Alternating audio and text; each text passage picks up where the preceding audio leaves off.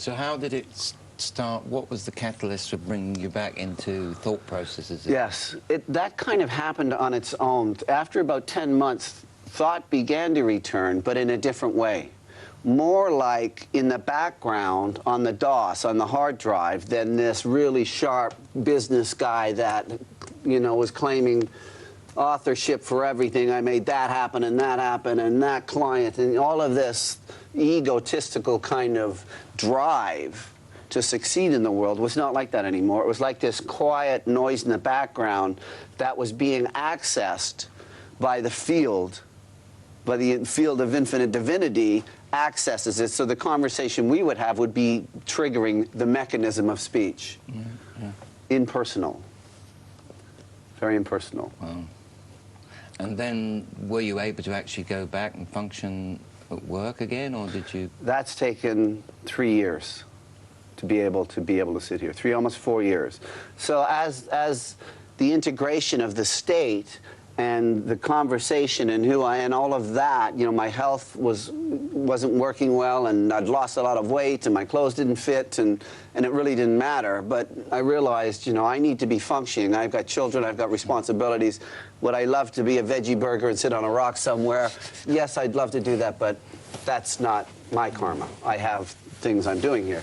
So then it was getting back. How do I get back? How do I get back? And what are the processes of getting back? How can I get myself back?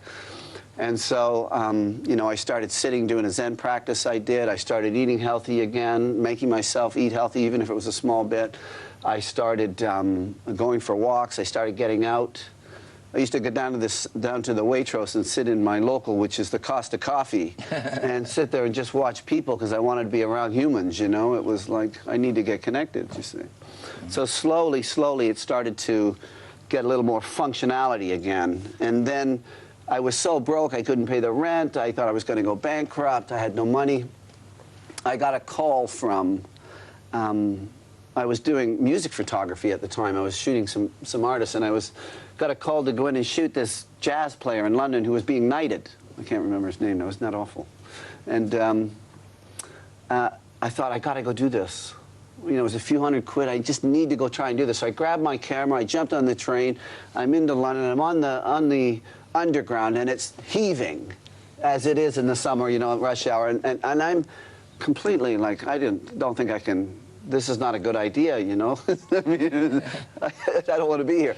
And then all of a sudden, somebody holds my hand, right? I'm standing there, and someone holds my hand. And I look down, and it's this beautiful little 7-year-old, 8-year-old girl. And she thinks I'm her daddy, and she's just reached up and grabbed the first person's hand who was there, and it happened to be me. And, you know, I was standing beside her father.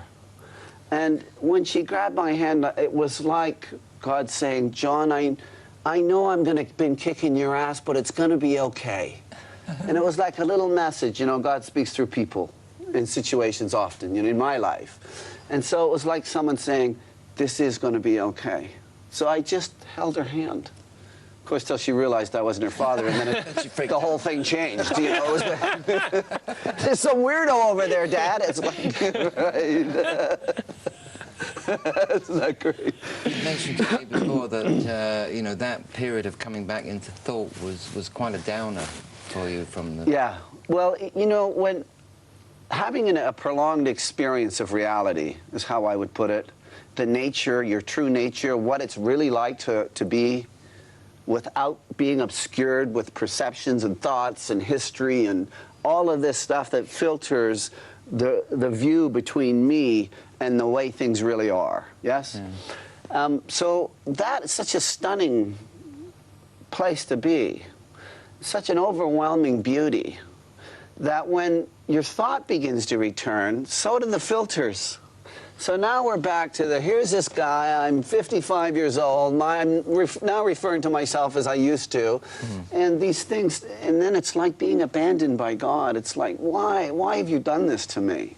That was so beautiful. Why am I now back struggling with thought and survival and the future and, you know, what happened to that presence that was there at all time, you know? Because without thought, all time is now and everywhere is here. Yeah. There's no timeline. The sequence is gone. There's no more sequence of events, or at least it doesn't appear that way. Things do take place, but not in a sequence. They're emerging other than a beginning and an end.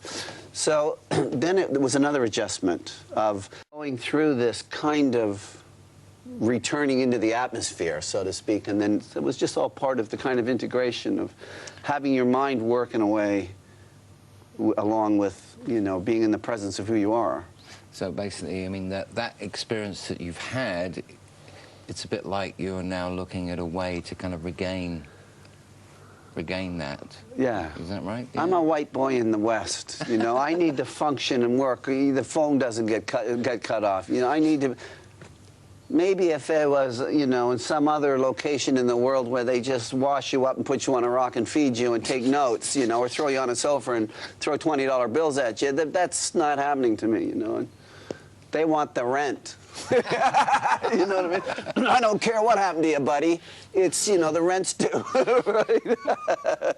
So it's been that. It's been, you know, having that practical life along, that practical part of my life along with having this still silent peace that exists with me all the time and always returning to that as the source of who I am. And can you remember that? It's always there. It's just not a remembering function. Right. If we go quiet for a second, it'll be there. Okay. Well, we're just coming up for a break, so we'll come back in a moment. So come and join us again in a moment.